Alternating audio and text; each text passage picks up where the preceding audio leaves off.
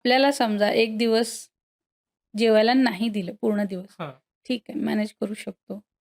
2 दिवस कसंबसं मॅनेज होईल.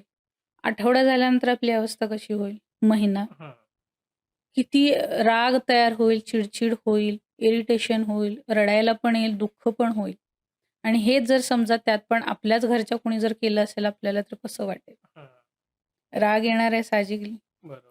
मग हे आपल्याला जर आपण आपल्या पितरांसोबत असंच करतोय, तर त्यांची अवस्था काय होईल?